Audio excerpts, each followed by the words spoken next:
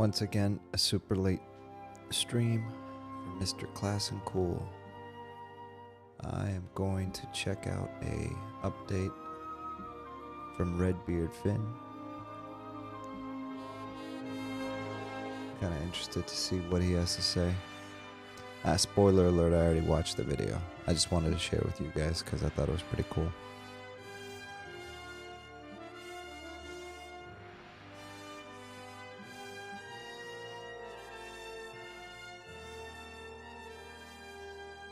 Alright, good stuff. Everything's working. So, let's see. There we go. This guy.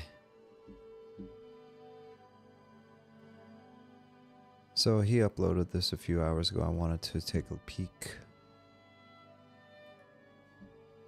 A Kickstarted MMO is letting in testers into their game this weekend. Blizzard is facing kind of a reckoning, and a game may be canceled under their new ownership. Palworld may or may not be getting sued, I'm not entirely sure. And a 2D MMO is actually finding some success after launching this month. Here's some quick MMO news for you this week.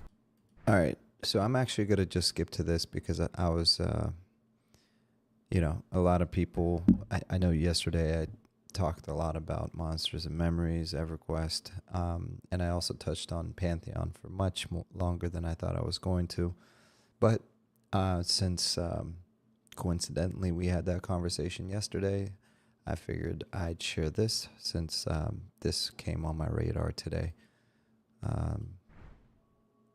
But on to some brighter news. Fans of Pantheon should rejoice because if you're an alpha tester, you get to play again soon. Like, really fucking soon.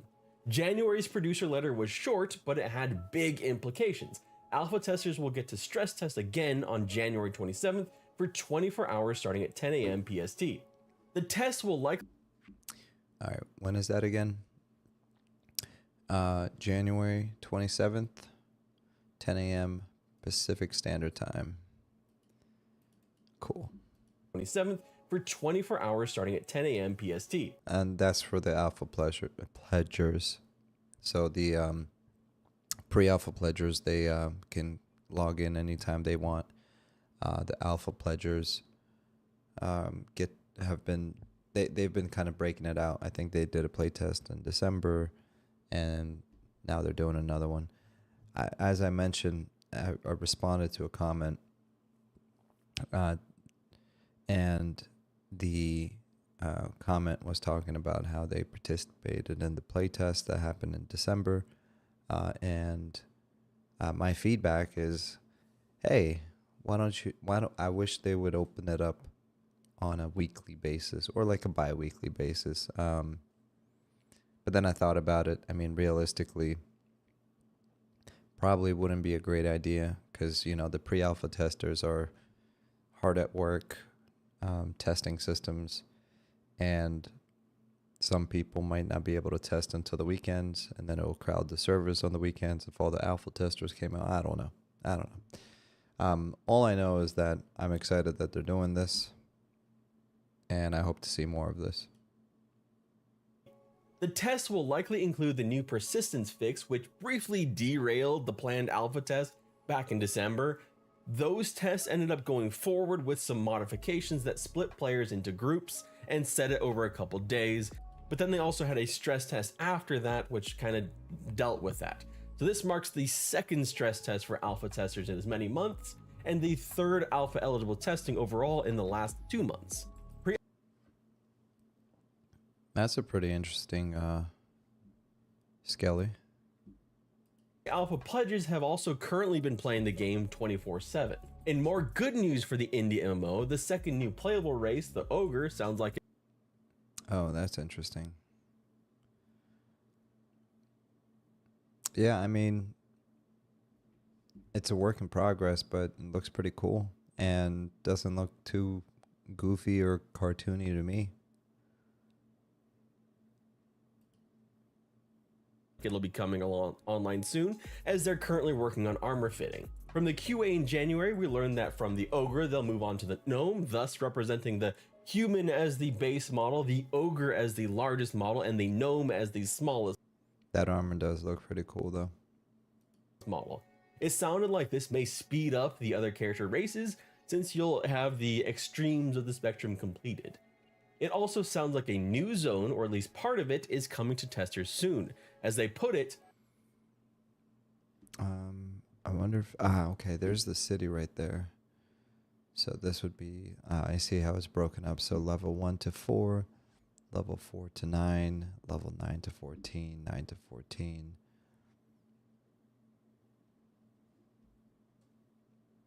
I'm trying to get a sense of scale, but that looks pretty big. And the fact that you can climb in the game, I'm sure there's secrets to be discovered as well. That does look pretty massive. we are getting very close to letting our community experience AVP Orange. Most of the terrain and biome is in place, the NPCs are being populated, and the caves are being built out. This will not be the entirety of the zone. The zone is huge. As they said, they have it split off into 3 different areas, but you can learn more of that in the producer's letter, which I have linked down below. Now, this next little news bit probably could have been... All right. I do want to just check that out really quick. Where's the producer's letter? The January producer's letter is on its way to your inbox.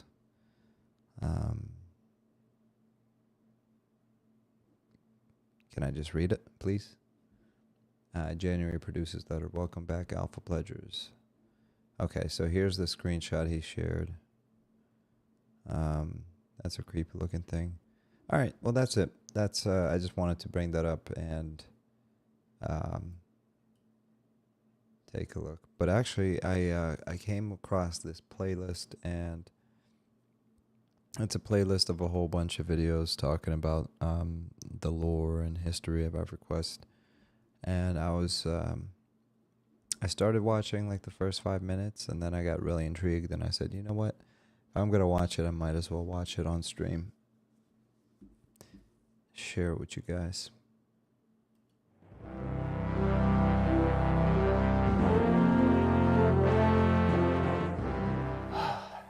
EverQuest. You know, EverQuest has got to be on my top 5 list of most influential games of all time. I'm not just talking about most influential MMORPGs. I'm talking about all games, all time, top 5. EverQuest is definitely on that list. The influence of this game is obviously felt in the MMO genre. You can still feel it today, but it's also felt everywhere else. I don't think that you would have games like Dragon Age Inquisition or even The Witcher 3 look and feel the way they do today without EverQuest. But of course, EverQuest was also influenced by what came before it. And while it was an instant hit on its release in 1999, it was very, very close to getting canceled the year before it came out. All right, let's start at the beginning.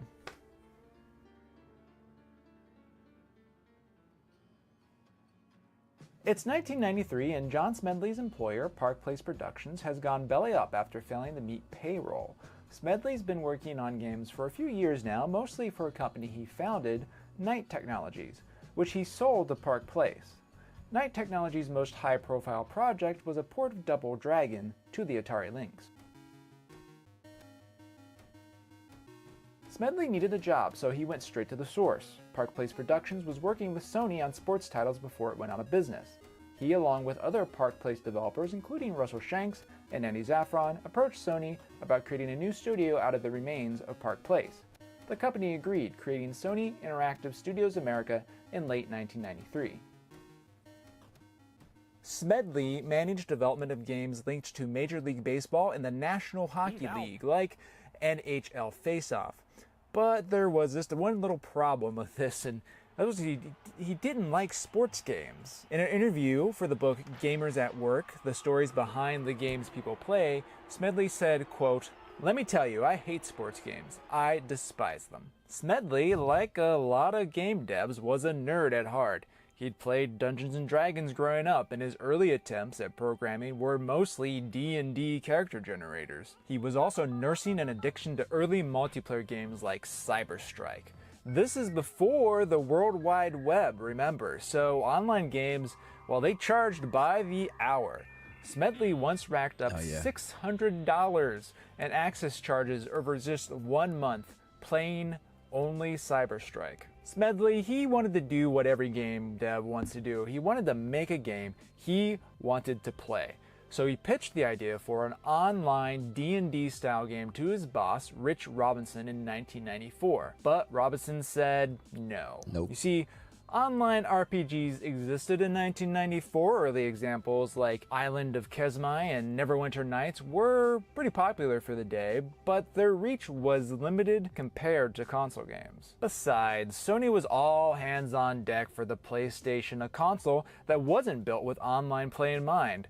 Why would Sony make an online RPG for PC gamers? It just didn't make any sense to Robinson. As the saying goes though, if at first you don't succeed, try again. Smedley did just that when he found himself with a new boss, Kelly Flock, in 1995.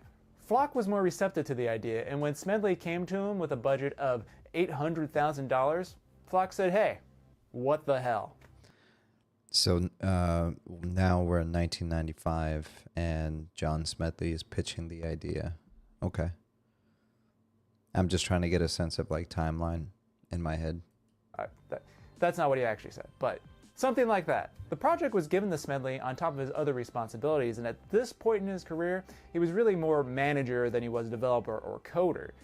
If he was going to make the project a success, he was going to need a team. So he did what you did when you were looking for aspiring game developers. In 1995, he hit the shareware scene.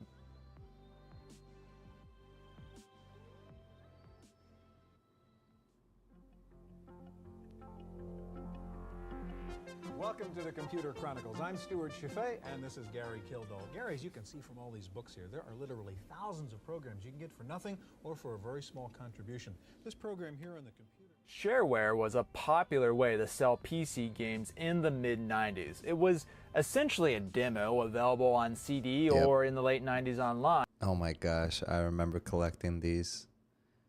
Oh my gosh. And there's Commander Keen right there. Oh man, I swear, I'm sure everybody says this about their decade, but I still believe personally that the 90s were like the chillest decade ever. I mean, there was relative prosperity, you know, people were weird, and I don't know. 90s are the best. I don't care what anybody says. Now, usually the demo ended at a specific level or after a certain amount of time and asked for payment to continue. Shareware was used by even the largest publishers. They'd often distribute shareware demos on discs included in popular PC gaming magazines like Computer Gaming World. Oh my gosh, I used to look forward to when PC Gamer would come out just so I can get the latest disc. And PC Gamer, among many others. But implementing shareware was simple, so... And yeah, like these, the discs would have like multiple shareware. Well, I mean, they were just demos, really. That's the way I looked at it. There's Caesar too. I remember playing that. FX Fighter. I feel like I had this specific disc. Pretty much anyone could do it. Brad McQuaid and Steve Clover were small players in the shareware. Here, since we're talking about discs, I'm going to pull something out really quick.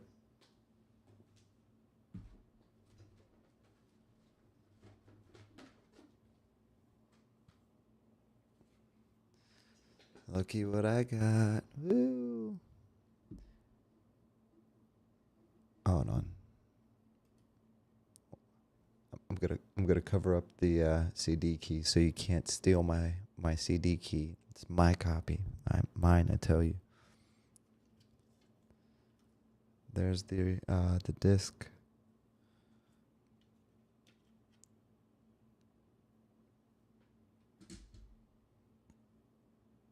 All right.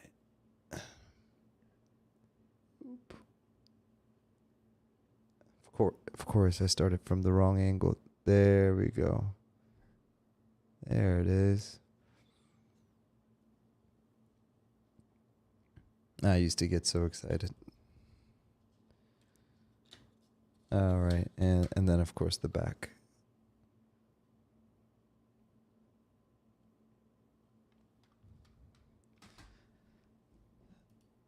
Shareware scene. One could do it. Okay. Brad McQuaid and Steve Klober were small players in the shareware scene. The pair, who attended college together, worked as Unix database programmers during the day and snap. crafted I'm like, why do I see my big old face? That's why. their game. Brad McQuaid and Steve Klober were small players in the shareware scene. The pair, who attended college together, worked as Unix database programmers during the day and crafted their game War Wizard at night. War Wizard's 1993 debut wasn't a huge hit, selling only 1,500 copies direct to the gamers. While McQuaid once told IGN that he and Clover were, quote, approached by a couple publishers, the game was never picked up. Undeterred and now working a day job, creating accounting software for Flynn Rainbow Nursery, as in plants, the pair cranked out a demo for a sequel. It was also a resume. The demo... Okay, hold on. While we're looking at this, I'm curious to know if anyone else played this game. Who remembers Dark Sun? This one. I flipping loved this game. It specifically had this cover on it. And it wasn't Crimson Land, so it was just Dark Sun.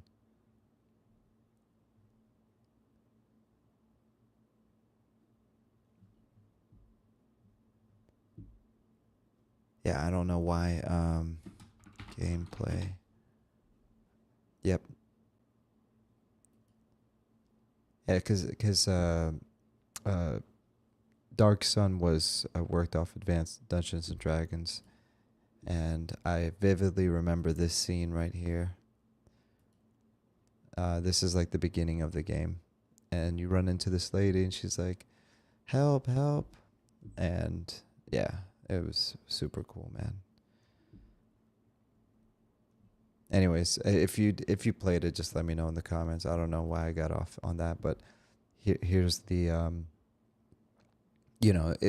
playing this got me ready for EverQuest. When you think about it, look at the yeah, okay, it was Shattered Lands, Dark Sun, Shattered Lands. Yep, this is it. Open image, new tab, zoom in. So yeah, there you go. That's your money right there, your spells, skills, backpack, and then all your gear, and then your inventory, right? So I mean, by the time EverQuest came out, I was, as a young boy, I already had something to kind of teach me. Keep in mind, this is a late night stream, so if I look like I can barely keep my eyes open, it's probably because I should be in bed.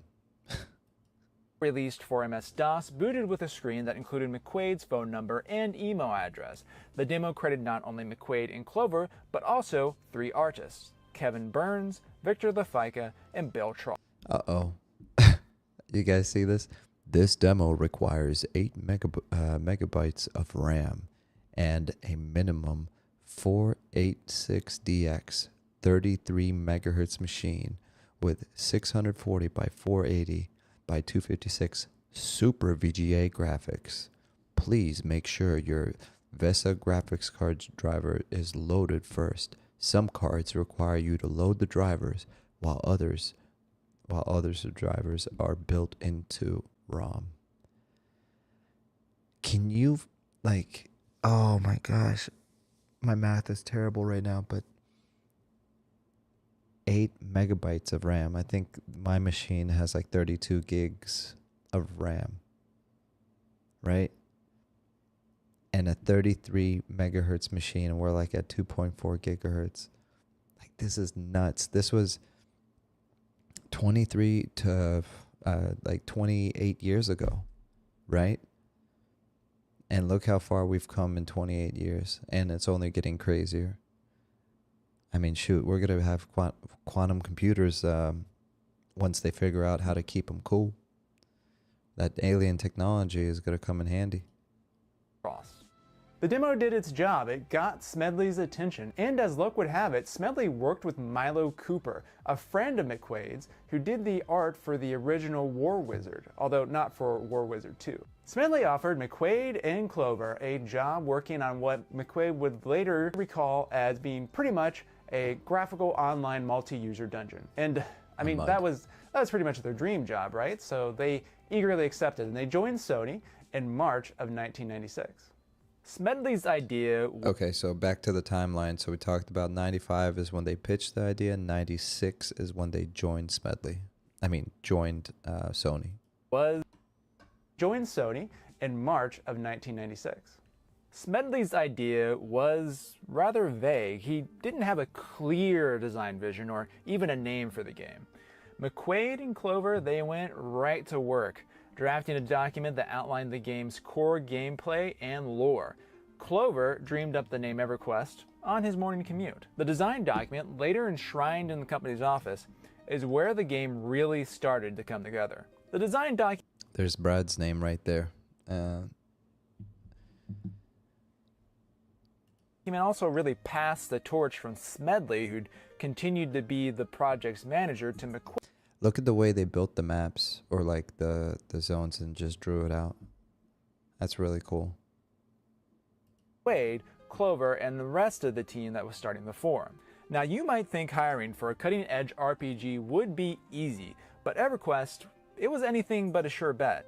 It was still early days for the internet after all. Hey Dan, ready for the game? I'm just finishing up here with my new kayaking friends. Kayaking friends on your computer? Yeah, I just got America Online. In an interview with PC Gamer, McQuaid said the team's efforts to recruit developers with experience working on pay-per-hour online games, You've got mail, like Smedley's beloved Cyberstrike, were generally rebuffed. The quote, he said, "We wanted to bring those people in because they were the veterans of the day. They had the most commercial online experience. They laughed at us and said we were crazy." Instead, the team turned to personal contacts and local colleges to recruit enthusiastic but inexperienced talent.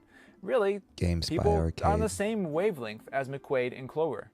Bill Trost and Kevin Burns, two of the artists credited on the War Wizard 2 demo, joined first as part-time testers, later becoming full-time members of the team.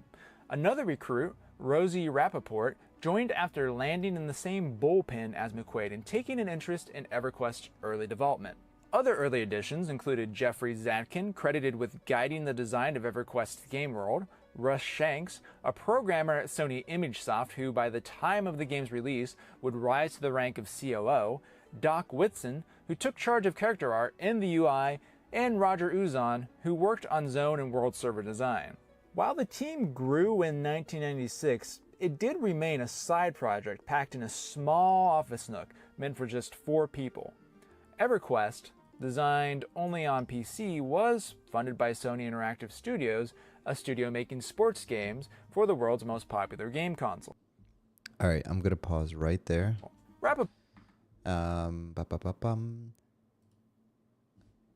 Quick commercial break. 1 minute and 21 seconds. So I'll be right back.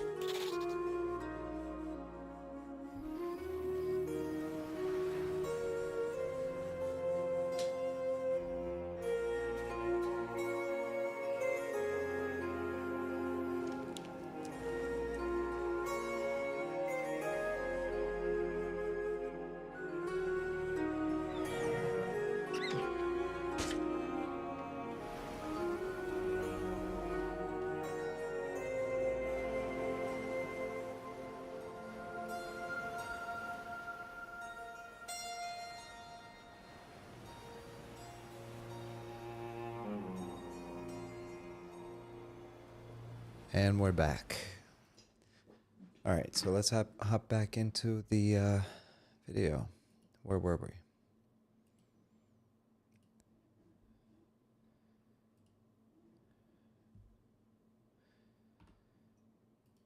Studios, a studio making sports games for the world's most popular game console. Rappaport told PC Gamer that devs working on the studio's sports titles gave the RPG a nickname, EverQuest, and said the EverQuest team was jokingly called the, quote, ghouls and goblins guys. All right, so there's proof that trolls existed even in 1995 or 96. Moral of the story, hate is gonna hate. Now Smedley, he tried to keep the project off the radar, and that's a task that he eventually failed. But we'll get to that.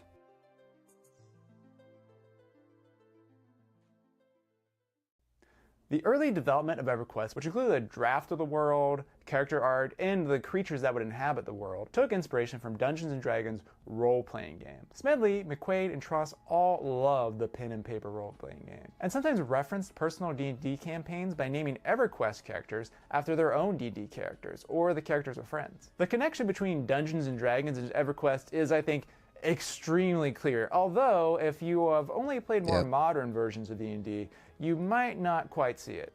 Modern D&D is fairly flexible, letting players pick from a variety of race, class, deity, and background options without significant restriction on what the resulting character can do. D&D's second edition, the version out prior to EverQuest's release, however, that was a bit of a different story. So I'm going to be very transparent. I'm putting my nerdum to the test. I've actually never played tabletop D&D. I've always been intrigued by it, but I'm sure there's a learning curve that I'd need to somebody would need to teach me. But to be honest, this is something I like to play with my son.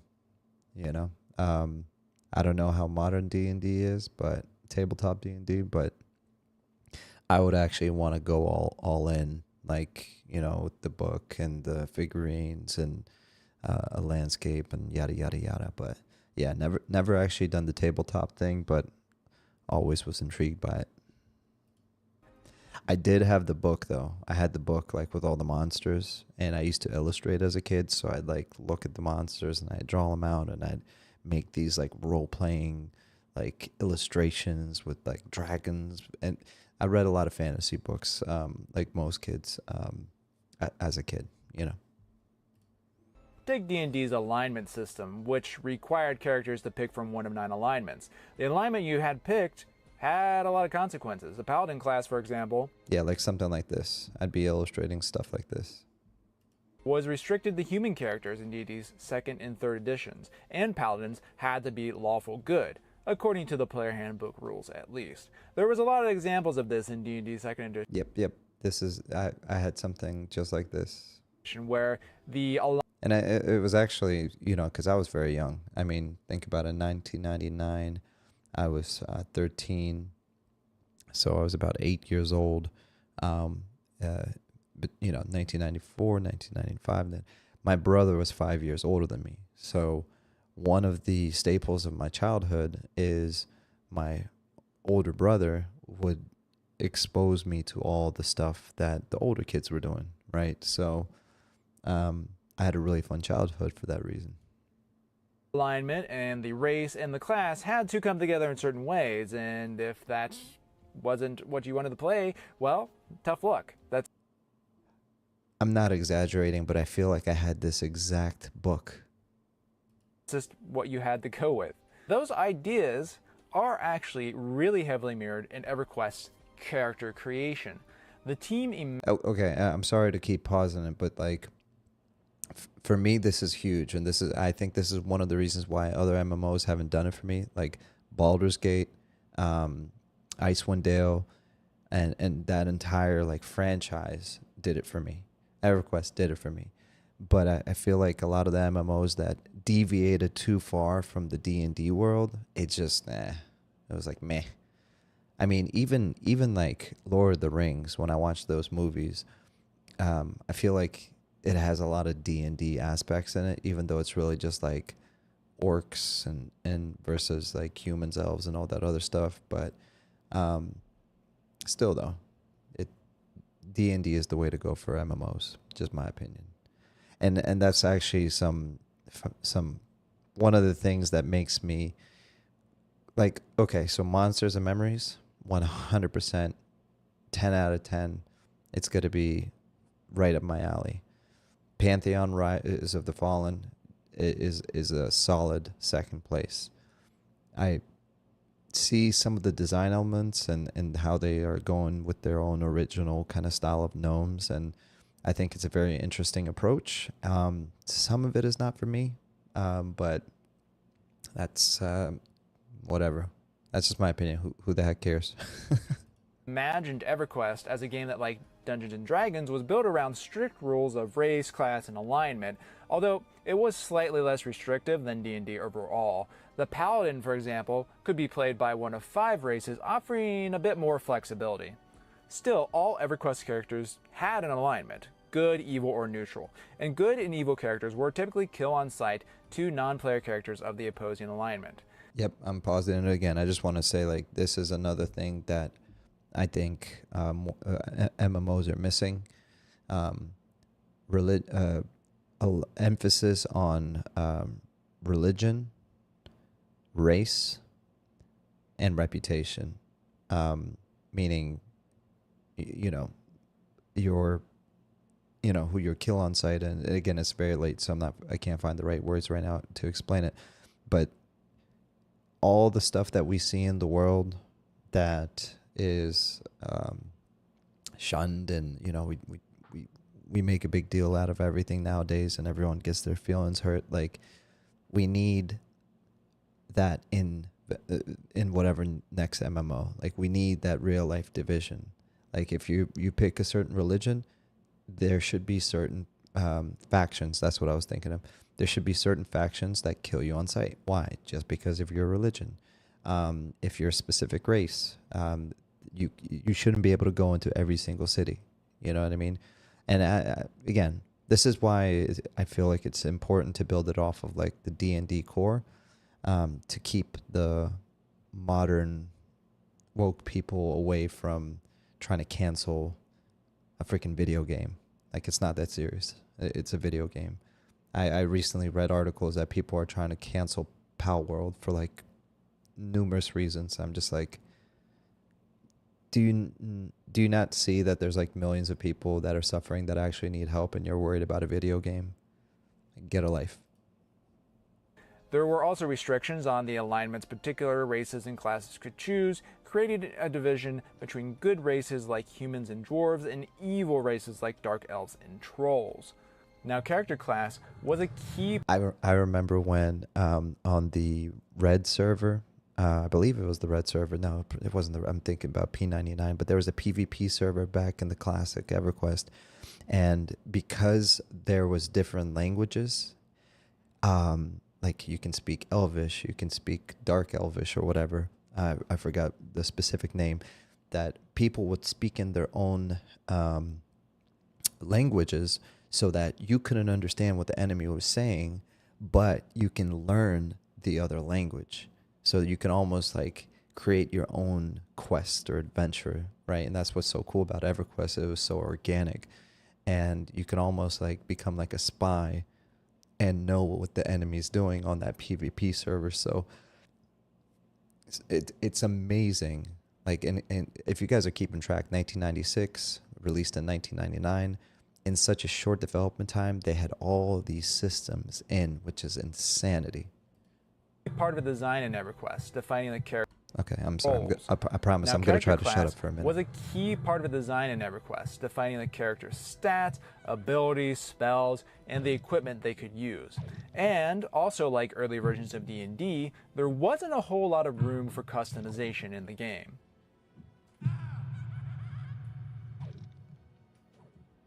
A fighter of a given level was mostly the same as any other fighter of that level.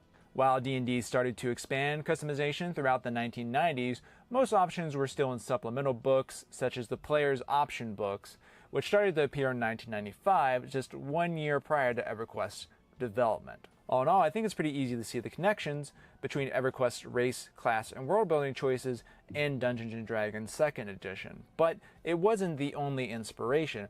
McQuaid, in particular, was a huge fan of multi-user dungeons, or MUDs. Now, MUDs were multiplayer games, though we wouldn't call them massive today.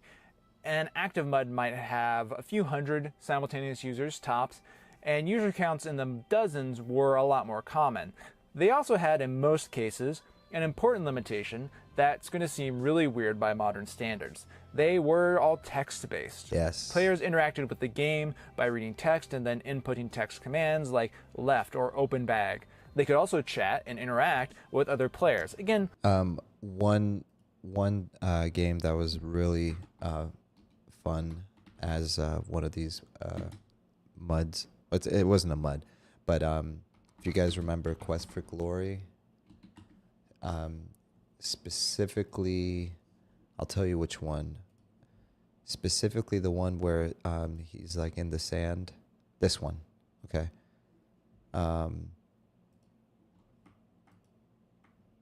This one right here. And I'll get to the point of what I'm trying to say in a second. If I can... Shadows of Darkness was awesome. Trial by Fire. Okay, yeah, I think it was Trial by Fire. Quest for Glory, Trial by Fire. Yes. Okay. This game was awesome, and it was text-based, and you'd have to like type out what you want to do, right? On top of that, it came with a booklet.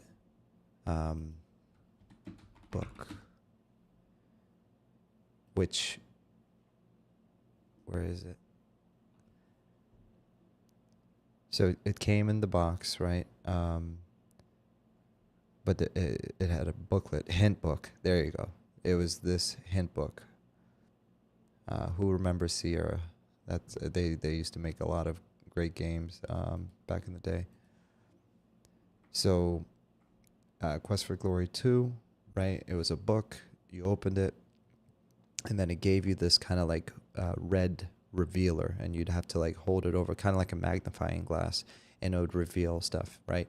Because the whole game was text-based, right? Not the whole game, but like you type commands like go here, check the sand for water, or something like that. And I mean, gosh, man, I feel like bringing that back would. Okay, well, let me shed some light on what I'm trying to say. Bringing back something like that would be really cool.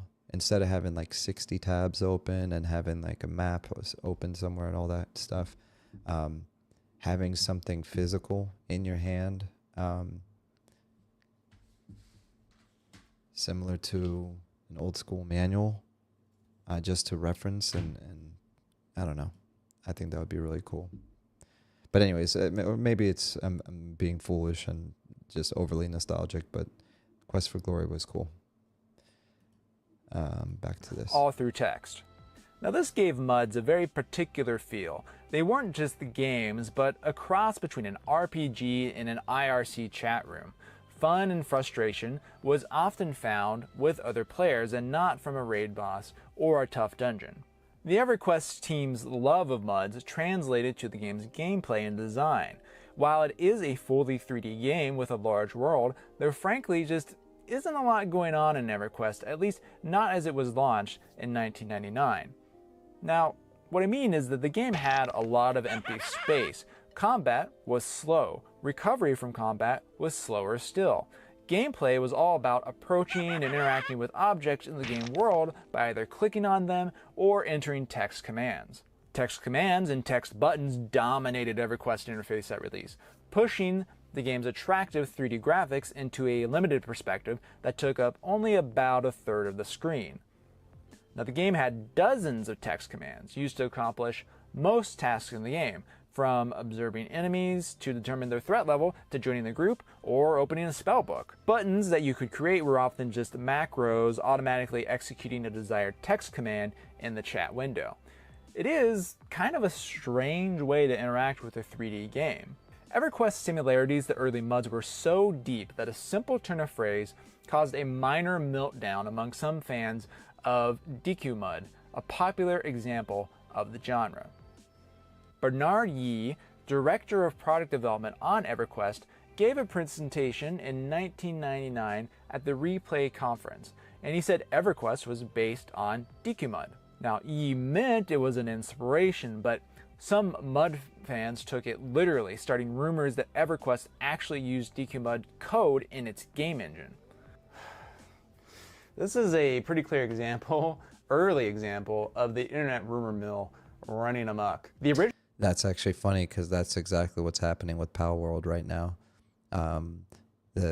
Apparently some guy started a rumor based on a half-truth, and that half-truth is that the developers like generative AI. So because of that rumor, he basically insinuated that the whole game was built by generative AI and how they just ripped everything off from Pokemon. And who knows, that could be true. I don't know. I don't care. But the fact is, yeah, that kind of stuff was setting the internet ablaze, or the community ablaze even back then. It's like, oh, instead of saying something's inspired, saying it's a copy of it, and then rumorville begins. The original accusation seems to be linked to a single post by someone who attended Yee's presentation but doesn't even directly quote Yee in any way. Still, some DQ MUD fans repeated the rumors, and they did so, well, rather aggressively. Eventually, McQuaid would sign a statement disavowing any connection between EverQuest and DQ MUD's source code on March 17th of 2000, and that pretty well closed the matter. But it does go to show just how much similarity was seen and recognized by players of MUDs at the time. Now, this all doesn't mean that EverQuest was just a derivative, however, or lacking things to do. On the contrary, McQuaid led development with a content is king mindset. EverQuest had distinct progression both in character development and in how players explored the world. In a 2011 interview published on MMORPG.com, McQuaid said the team, quote, wanted there to be compelling content all the way from level 1 to 50. Having lots of races, classes, items, zones, etc. was always the plan. This was so revolutionary that it seems rather mundane in retrospect. Today, players just expect games to include all kinds of ways to progress, from leveling up, to exploring all kinds of new areas, to getting a wide variety of new items to equip their characters. And this applies to a really broad range of genres. But that isn't how most games were designed prior to EverQuest. The idea of progression on a massive scale across a massive world was relatively new. Ultimate Online is the perfect counterpoint. Now in that game, players could improve character skills through repetition, and some items were certainly better than others, but a fully equipped and highly skilled player was not immune from even mundane enemies, particularly other player characters. Ultima Online and the other early MMO, 1995's Meridian 59, relied on player versus player combat to challenge experienced players, a concept that carried over from PvP-centric MUDs. The EverQuest team, however, focused on cooperative play that pitted adventurers against dangerous open-world monsters across a wide variety of difficult dungeons. McQuaid said, quote, we'd played PvP MUDs in the past, and we were not fans of them. EverQuest did decide to offer a few PvP servers, and players could choose to voluntarily duel each other on any server, but cooperative play was definitely the focus. Now these That's an interesting fun fact that Brad McQuaid was not a fan of PvP gameplay. key concepts, constant progression, and cooperative play are hallmarks of EverQuest design, and those ideas really set the game apart from anything else that came out in the late 90s. No other game on the market played quite like EverQuest, and most successful MMOs would eventually come around to its ideas. Yet, despite all of this, its road to release was anything but smooth.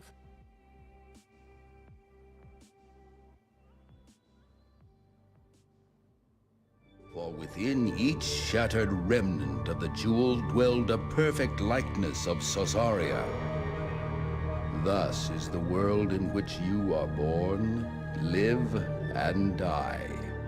Britannia, that was once Sosaria, now exists as 1,000 worlds, each with its own peoples, history, and destiny. The launch of Ultima Online on September 24, 1997 carried the famous Ultima franchise into online gaming. Developed by Superstar Studio Origin Systems and produced by amateur astronaut and veteran game developer Richard Garriott, Ultima Online put massively multiplayer gaming on PC Game Magazine covers worldwide. Like EverQuest, Ultima Online was a shot in the dark.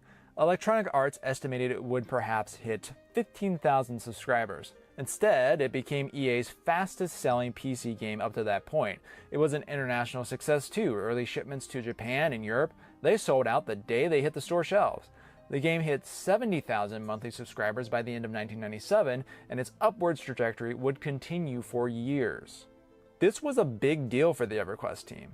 According to McQuaid, the release of Ultima Online, quote, gave us the confidence that an MMORPG could be commercially viable. But Ultima Online's success hadn't changed a fundamental problem that hounded the game's development from the day it started, something that we've already brought up several times in this video. EverQuest just didn't fit with Sony's long-term goals in the video game industry. Sony had bet big on the PlayStation, and it won. It cleaned up. It was the dominant player in the console at this point, and the console's further success shifted the company's focus even more towards console games. Now, Sony Interactive Studios America was relabeled 989 Studios in April of 1998, and it was tasked with creating sports games for Sony's second console, though the studio did end up making a few PlayStation games in other genres like Siphon Filter and Twisted Metal 3. Flock couldn't continue to justify EverQuest, which had exceeded its original $800,000 budget by a lot. Smedley pegged it at $4.5 million. Whew. $4.5 million in 1996, right? 800,000 was a lot, but back then, with inflation and everything, that's a lot. And what was I going to say? Think about the timeline that we're talking about here. We're talking about within about 3 years, right? 4 years. 3 years into the project, EverQuest was canceled. Except obviously it wasn't. You see, Flock couldn't really justify continuing to fully fund the project, but at the same time, he didn't ask the EverQuest team to turn off their workstations and hand over the hard drives. Flock told Smedley that they could continue to develop the project as an independent company. 989 Studios would foot half the bill in exchange for a share of the newly formed studio. All Smedley had to do, just all he had to do, was come up with the other half of the cash needed to complete the project. This led to a whirlwind of meetings with potential investors throughout 1998 that came to a pretty strange conclusion. Sony funded the other half of EverQuest. But it wasn't 989 Studios. Instead, the money came from another division of Sony called Sony Online Entertainment. This was a new division of Sony that existed exclusively to make online games. At the time, they operated the now mostly forgotten Station.com, which really just offered a selection of casual games that people could play online. EverQuest didn't fit into the plans of 989 Studios, but it fit pretty well into the plans of Sony Online Entertainment. So, Sony, after deciding not to complete the funding of EverQuest, decided to complete the funding of EverQuest, just not in the way that anyone had originally intended. With funding secure, Smedley, McQuaid, and the rest of the EverQuest team founded Variant Interactive on January 1st, 1999. Oh, man. EverQuest team. Yeah, I remember this box. Yep. Valid credit card required, internet connection required to set up your EverQuest account. Players are responsible for all applicable internet fees. Supports Microsoft Direct 3D. Starting at 51. Okay. Founded Variant Interactive on January 1st, 1999. Well, actually, the studio was briefly known as Red Eye Interactive, but it turned out that name was taken. So, Variant Interactive it was. The entire 56-person team made the leap from 989 Studios to Variant, even Smedley's assistant and the IT guy. In the end, it seems to have been a smooth transition, the kind you rarely hear about today in the game industry. The shift from 989 Studios to Variant Interactive didn't set back development of EverQuest significantly and gave the studio the funds to finish the game.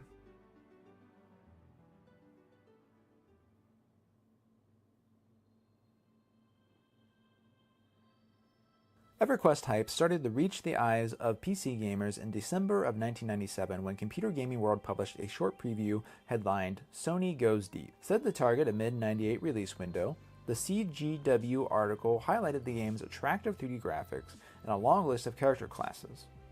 PC Zone and Computer and Video Games magazine published their own brief teasers, though they had few details.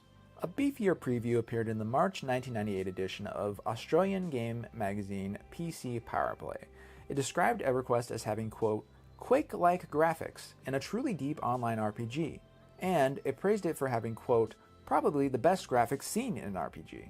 Now the article says that EverQuest has a Diablo-esque interface, and also says the combat is strategic and complex, which honestly, those didn't end up being great early evaluations of what EverQuest actually became. It projected a spring 1998 release date, and given that EverQuest wouldn't come out for another year, that was pretty optimistic. But the hype didn't just arrive through the... Hey, so that's proof right there that graphics can change, right? When EverQuest was being announced in these magazines, this is what the models look like. And what came out instead of this is like tenfold better, right? Out for another year, that was pretty optimistic. But the hype didn't just arrive through the traditional game magazine puff pieces. McQuaid ran a grassroots marketing campaign, reaching out to various bulletin boards and forums dedicated to MUDs. He was, after all, a longtime player, and he had roots in these communities. It was effective. Despite the slim coverage in the press as of early 1998, and a lack of marketing from Sony up to that point, EverQuest's earliest fans started to talk about the game online. Yes, Raz, man, I should definitely be asleep right now. EverQuest Express, which called itself an online paper, popped up in early 1998. That was followed by EQ Vault later that same year. These fan sources started to discuss their hopes for what EverQuest would be, and they also started to speculate about when a beta might appear. The beta, which began in late 1997, started with an exclusive group. While it was an online game, websites were still an up-and-coming way of distributing material, and the EverQuest team wasn't confident it could distribute the early beta phases online reliably. The earliest beta testers who took part in Phase 0.5 and Phase 1 beta testing were interviewed over the phone by the EverQuest team and then sent a physical disc. Even Phase 2, held in early 1998, was still very small, with only 100 testers selected, though at that point the team was no longer interviewing the testers over the phone. I've never found any confirmation on how many people applied to the beta, but fawning newsgroup postings suggest that for fans, obtaining an EverQuest beta invite was a lot like winning the lottery. McQuaid and other members of the team, such as Bill Trost, kept up community hype by hosting a series of chats. They were very 1998, taking place in IRC with, as far as I can tell, very minimal moderation. The questions bounced between serious discussions of mechanics like, should the game have fast travel, to those that would get canceled today, like, how big will the female character's breasts be? It was a bit of a shit show, honestly, but one that effectively engaged die-hard fans of early online gaming. The early hype gained official recognition at E3 1998, which was held in Atlanta, Georgia. EverQuest became a surprise hit. McQuaid had the opportunity to demo the game for some of his personal heroes, including Richard Garriott of Ultima fame. More importantly, for the game's reputation at least, EverQuest won several awards, including the Best of E3 Game Critics Award for Best Online-Only Game. Around this same time, in the June 1998 issue of PC Game Fan, EverQuest received its biggest preview yet. A full 2-page spread. Like earlier previews, it touched on the features that set the game apart from Ultima Online or Meridian 59. It boasted a long list of class and race options, over 40 skills, hundreds of spells, and also noted the lack of PvP combat. But the real focus, and what was becoming a trend for these previews, was the game's graphics. This is the first preview I'm aware of to state hardware 3D acceleration would be mandatory for the game, and that was a big deal.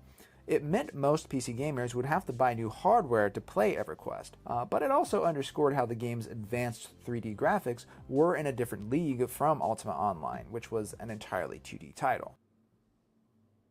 Chill indeed. Killing gnome guards with druid. Buffing noob step ass. Yeah. That definitely is chill. What kind gnome guards? Are you by Akanon? Curious to know where you're at. The EverQuest beta got serious attention in the fall of 1998. Phase 3 started in November, and that opened the game up to 4,000 testers. It was a huge leap up from the previous betas, and a promising number. After all, the MUDs the game was based on often had no more than a few hundred simultaneous players. This was followed up by the Phase 4 beta in February of 1999. That included an incredible 25,000 players, which, despite the size of this beta, still received a physical disc in the mail. 1,000 players by the Phase 4. Okay. So I'm going to correct myself from something I said on the other streams about not being traditional in the sense that, you know, they were working behind the scenes in the studio. They never did a beta. Okay, so I stand corrected. They clearly had a beta. But did I just hear him say that there was 25,000 players? That's got to be like a typo or something in his script. 4 beta in February of 1999. That included an incredible 25,000 players, which, despite the size of this beta, still received... They had 25,000 beta testers? That included an incredible 25,000 players, which, despite the size of this beta, still received a physical disc in the mail, plus a letter from Brad McQuaid. With this beta underway, the team had every reason to think EverQuest had connected with its core audience. Through its multi-year and uncertain journey, EverQuest's vision remains singular. Smedley, reflecting on McQuaid's work in a piece posted to the New York Video Game Critics Circle's website, remarked that, quote, EverQuest ended up being 100... Okay, so this is a message to a Pantheon, Rise of the Fallen, where I left a comment saying y'all need to make, what do you call those people, alpha testers, give them a weekly or a bi-weekly test. So instead of these like once in a blue moon, just open it up for like weekends, right? Just do it. Just do it. Yes, right by Aknon. Good old Watchman Half dies every 6 minutes or so. Yeah, and dang, what the heck indeed. If 25,000 testers is nuts. I mean, just making 25,000 CDs just to test a game that hasn't been released yet, that's nuts. Which explains why they went over budget. percent. But again, this is what real development looks like when you have a team. You know, you get, oh gosh, I can't even talk right now. But you put your focus on, and in 4 years you create something like this. Is nuts. What was in remarked that, quote, EverQuest ended up being 100% what was in that doc, referring, of course, to the original EverQuest design document. There was no big swerve in the project's course, no major rethink of either theme or execution. The studio kept its talent too. Smedley, McQuaid, Tross, Clover, Burns, Rappaport, Shanks, and Zatkin, they all saw the project through from its early days. Now, it was time to put the game they'd spent years working on in front of the unmerciful gaze of paying customers. Here we go. 1999. EverQuest launched on March 16, 1999, and it... Okay, hold on. I got something special.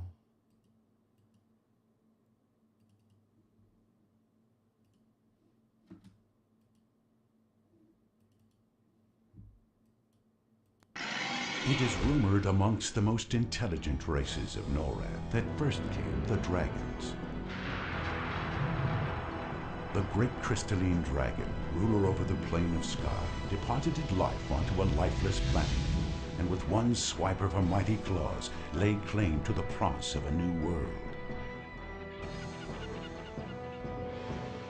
NORAD quickly developed from infancy as brave explorers journeyed forth in search of fertile lands on which to build. Villages became towns. Towns became cities.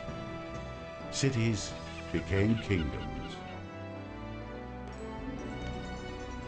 Guilds and alliances formed, bound together through common goals and the sharing of ideas. The desires to grow beyond the common abilities of mere mortals introduced powerful skills, trades, and crafts. Wizards, sorcerers, and enchanters mastered powerful magic and mystical arts. But alas, ignorance and innocence go hand in hand.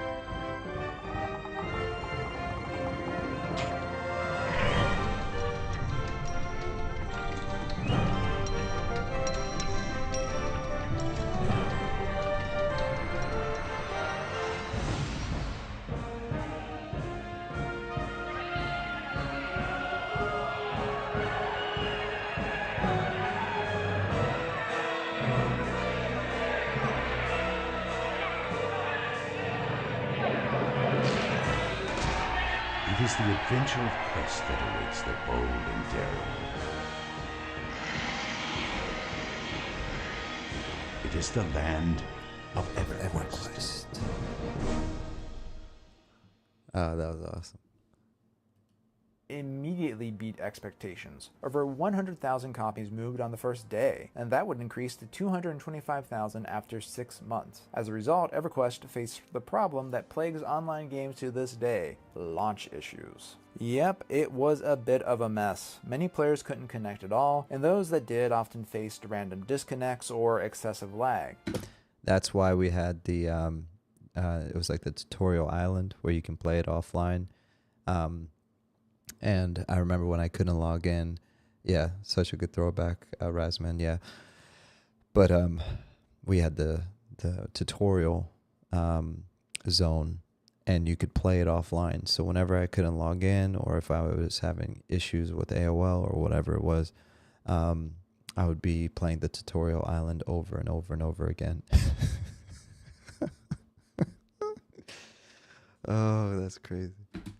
The problem, as McQuaid would tell it, was not the design or the number of Sony servers, but actually limitations of the early internet. The game's launch servers were all in San Diego, and the local internet infrastructure couldn't handle the sudden flood of information. McQuaid told MMORPG.com, quote, "The millions of tiny packets were too much for routers to handle at the time." In apology, Sony Online Entertainment credited all players with 2 weeks of free game time for their trouble. Despite this, EverQuest received plenty of praise. Computer Gaming World called it, quote, "damn addictive and fun." PC Accelerator agreed, giving it a 9 out of 10 and saying, quote, "It came down to a score based on the fact that in the middle of deadline week, I stayed up until 3:30 a.m. one night and 5 a.m. the next to keep playing." Next Generation magazine gave it a rare 5-star review, saying, quote, "The newest high watermark by which all future persistent online worlds will be judged." There were some critics, though. Scott Jennings, better known at the time as game blogger Lum the Mad. Oh, here comes the troll. Yeah, so we're watching the opening cinematic. The other thing is reading the manual. My bar is so low for Pantheon right now. Oh yeah, I completely understand. Yep.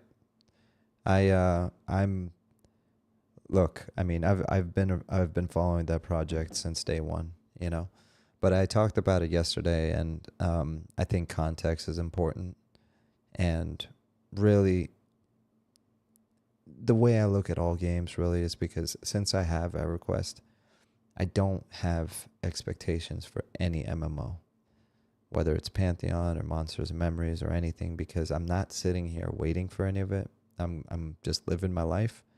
If it gets released, great. If it doesn't, great. I couldn't care less. Do I want it to succeed? Yes. But I'm not going to spend any extra energy on, either A, bashing it, or B, hyping it, But I think in its current state, it's in its best state it's ever been in my opinion. But that's a controversial subject, so I'm gonna leave it alone. Was among the Okay, so like I was saying, this is this is proof that there was trolls back in the day. feature persistent online worlds will be judged. There were some critics, though. Scott Jennings, better known at the time as game blogger Lum the Mad, was among the game's more vocal opponents, railing against its many restrictions, from the leveling system to lack of open PvP combat to the restrictions on what players could or could not name their characters. The flame wars over many of EverQuest's design choices lasted for years. Despite its success, you might be surprised to learn that EverQuest didn't end up on the top seller charts for 1999 or the year after its launch, even if only PC games are considered. It was beat out in raw copies sold by numerous titles from SimCity 3000 to Age of Empires 2 and Baldur's Gate. This perhaps is not too surprising, and not only because EverQuest was still on the bleeding edge of the massively multiplayer genre. It's also a game that, as mentioned, required a very beefy system to run, including a 3D graphics accelerator. It was a new IP from a new studio, funded by a publisher that didn't really expect the game to boost its bottom line. So the only reason I could even play this is because my dad was a scientist, and his job, he actually worked for NOAA, so National Oceanic and Atmospheric Association, and they would give him a PC every few years to bring home. And this was the year that he just brought home his brand new Gateway 2000. And I think, and I could be making this next part up, but I think, if I remember, my friend, I had a rich friend, one of my very close friends at the time, an Indian guy, and his dad was like a businessman, and he had an even beefier computer, and I remember he had like a Voodoo card or something like that.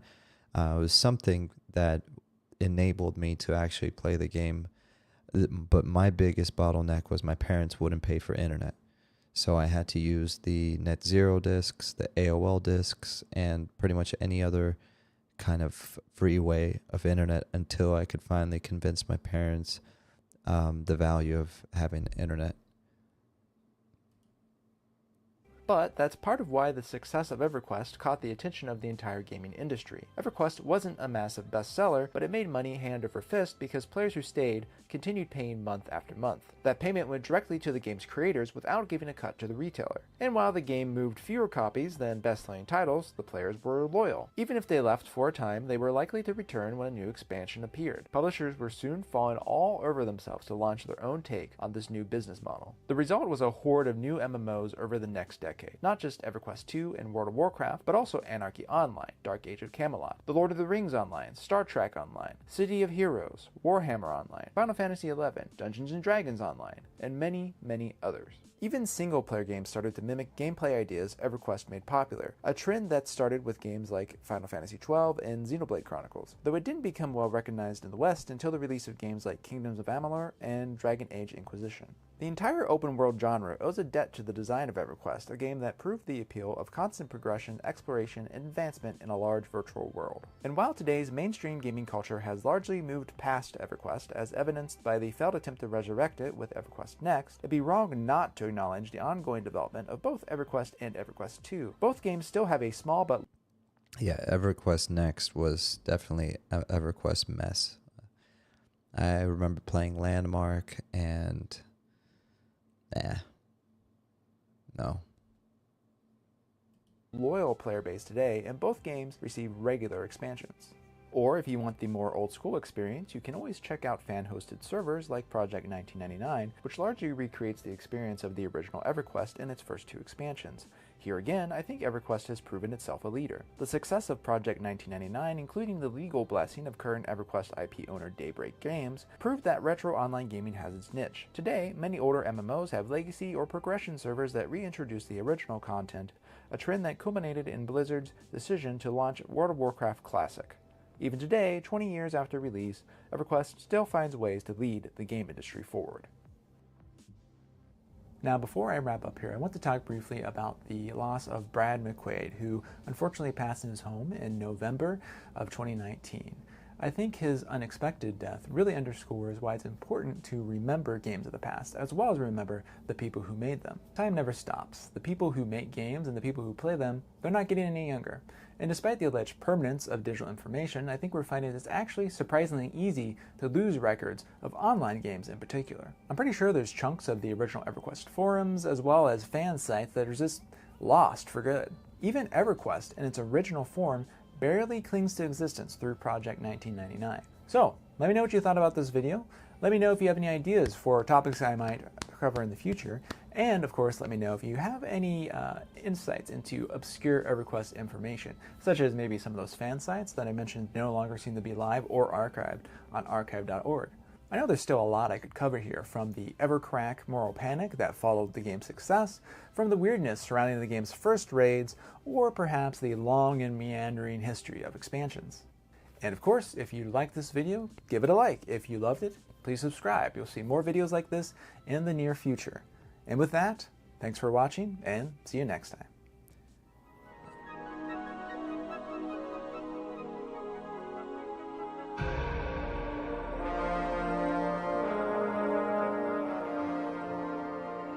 Yeah, that was a great video. All right, so before I wrap up the stream, for anyone interested, the video is called A History of EverQuest, the MMO that made the genre by computer gaming yesterday. Definitely earned a subscribe there and a like. 754 comments. Ooh. His point about the old school websites, I actually came across one the other day. It was like the Ranger's Cove or something like that. So anyways, before I wrap it up, that's the video. And I did want to share one more thing for anyone curious. I found this playlist. I did not make this playlist. Somebody else did. It's called EQ Lore and Info. I'll link it when I update the description tomorrow. But what it is, it's a playlist by Sir Bonds of Burtox, and he basically compiled a whole bunch of different videos about the history, mystery. I think I've watched some of these before. Lore, random EverQuest things like Easter eggs and stuff like that. More lore. Yeah. I think the only thing that's missing, so there's another channel that does some cool lore stuff. This one right here. And the season's changing once again. Daylight wanes while shadows grow longer, and wind mournfully howls through the dead leaves. Yeah, I definitely recommend this because it touches on the lore, and she does a really good job of narrating it. So I'm going to leave it at that for tonight. And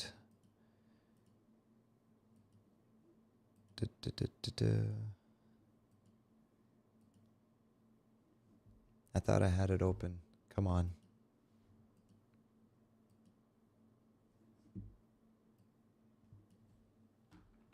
Monsters and Memories music.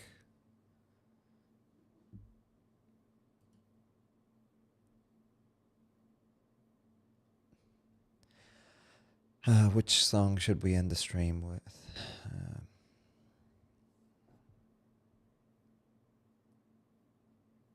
I think Shoreline. Yeah.